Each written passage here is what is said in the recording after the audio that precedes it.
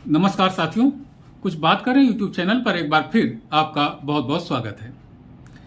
नेहरू जी पर यह आरोप लगता है कि प्रधानमंत्री रहते हुए उन्होंने अपने लिए भारत रत्न ग्रहण कर लिया। इसी तरीके से श्रीमती इंदिरा गांधी जी पर भी आरोप लगता है कि प्रधानमंत्री पद पर रहते हुए उन्होंने भारत रत्न अपने लिए ग्रहण कर लिया। साथियों, ये आरोप नैतिकता के आधार पर देखे जाएं तो बहुत गंभीर हैं अगर इन दोनों ने खुद अपने नाम की अनुशंसा की है तो। एक पुस्तक है मेरे पास में, रशीद किदवई एक पत्रकार हैं, उन्होंने लिखा है। यह पुस्तक का नाम है भारत के प्रधानमंत्री देश दशा दिशा। रशीद किदवई ने लिखा है। यहाँ पर इस पुस्तक के पृष्ठ 44 पर यह बात लिखी हुई है कि जिस समय नेहरू जी को भारत रत्न देने की घोषणा की गई, उसमें नेहरू जी भारत में नहीं थे, वो विदेश के दौरे पर थे। देखिए क्या लिखते हैं 41 नंबर पृष्ठ पर। सन 1955 की गर्मियों में भारत के प्रथम प्रधानमंत्री जवाहरलाल नेहरू को उनकी खुद की सरकार द्वारा भारत रत्न देने की घोषणा की गई। नेहरू उस वक्त 1955 की जून जुलाई के महीने में विदेश में थे, यूरोप की यात्राओं पर थे, सरकारी यात्राओं पर थे। और जो उस समय 1955 में हमारे राष्ट्रपति महोदय थे राजेंद्र प्रसाद जी, देखिए उनके हवाले से क्या लिखा गया है। 15 जुलाई 1955 को इस बाबत राजेंद्र प्रसाद जी ने कहा, चूंकि यह कदम मैंने स्वविवेक से अपने प्रधानमंत्री की अनुशंसा के बगैर उठाया है,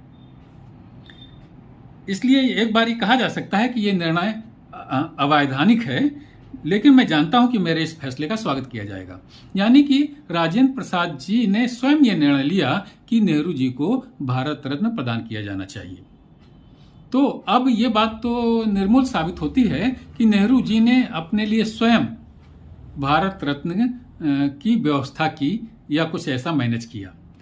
डॉक्टर राजेंद्र प्रसाद बहुत ही सहृदय, बहुत ही उच्च विचारों के व्यक्ति थे, ये सब हम लोग जानते हैं। तो उन्होंने ये जिम्मेदारी ले ली खुद कि मैंने बिना नेहरू जी की जानकारी के स्वयं उन्हें भारत रत्न देने की अनुशंसा की है। तो ये तो हो गया नेहरू जी के बारे में।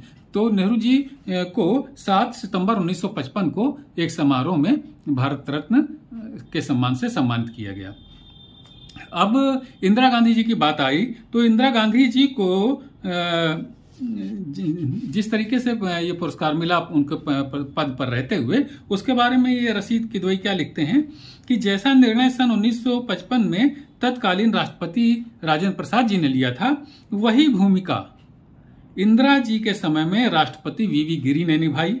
उन्होंने इंदिरा गांधी जी को भारत रत्न देने की पूरी जिम्मेदारी स्वयं स्वीकार कर ली।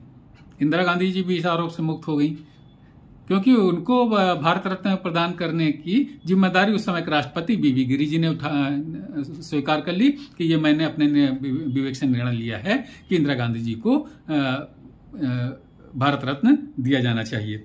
अब बाद में नेहरू और इंदिरा दोनों ने यह कर्ज उसी ढंग से चुकाया।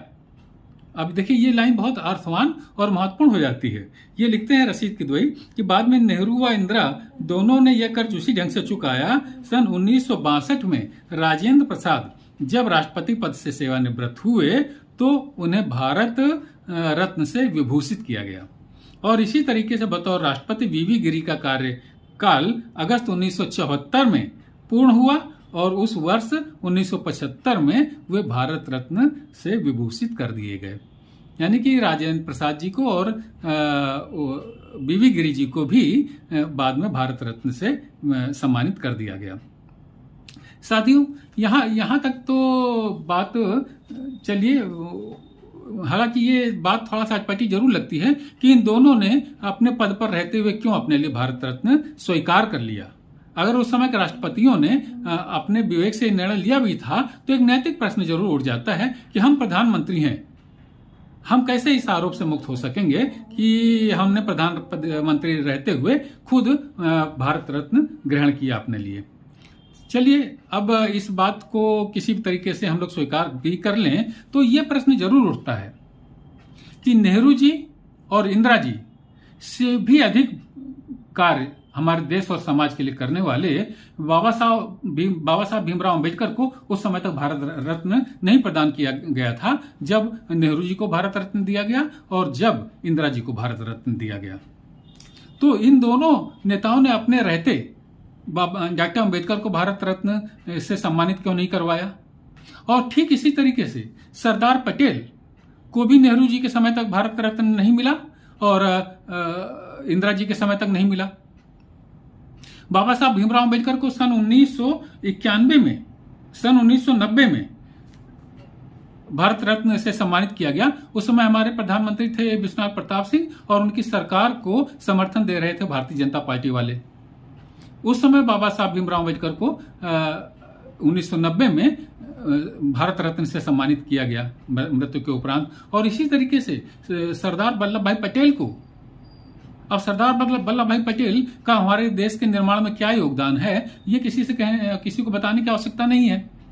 किस मामले में सरदार वल्लभ भाई पटेल हमारे देश के किसी भी महान व्यक्ति से कम थे, लेकिन नेहरू जी के रहते सरदार वल्लभ भाई पटेल को भी नहीं मिला भारत रत्न, और इंदिरा गांधी जी के रहते भी सरदार पटेल जी को इस सम्मान से सम्मानित नहीं किया जा सका। 1991 में जब पीवी नरसिम्हा राव की सरकार आई, उस समय सरदार वल्लभ भाई पटेल को भारत रत्न से सम्मानित किया गया। तो ये प्रश्न जरूर उठता है कि हम अपने लिए तो भारत रत्न ग्रहण कर ले रहे हैं, लेकिन जो निश्चित रूप से निर्विवाद रूप से जिनका योगदान हमसे भी ज्यादा है भारत के निर्माण में, भारत के समाज के निर्माण में, भारत के समाज के उत्थान में, भारत को मजबूत करने में, उनको भारत रत्न देने की बात हमारे दिमाग में क्यों नहीं आई? ये प्रश्न तो नेहरू और इंदिरा जी से किया जाता ही रहेगा हमेशा। तो साथियों, ये बात जो मैं आपसे शेयर करना चाहता था कि इंदिरा जी और नेहरू जी ने अपने प्रधानमंत्री रहते हुए, पद पर रहते हुए उनको तो मिला भारत रत्न, लेकिन डॉक्टर अंबेडकर और ये सरदार वल्लभ भाई पटेल को ये सम्मान क्यों नहीं मिला? सरदार पटेल को 1950 में उनका देहांत हो गया था और 1991 में, यानी कि 41 साल बाद उन्हें भारत रत्न मिला। ये सारी बातें जरूर सोचने के लिए हमें विवश करती हैं। तो चलिए साथियों, आज की चर्चा में बस इतना ही। कल किसी और मुद्दे पर आपसे बात करूंगा। आपसे अनुरोध है कि आपने अगर हमारे इस चैनल को सब्सक्राइब नहीं किया हो तो कृपया सब्सक्राइब करें। ये वीडियो पसंद आने पर इसे लाइक करें, शेयर करें और अपनी टिप्पणियों से मुझे जरूर अवगत कराएं। जय हिंद, वंदे मातरम।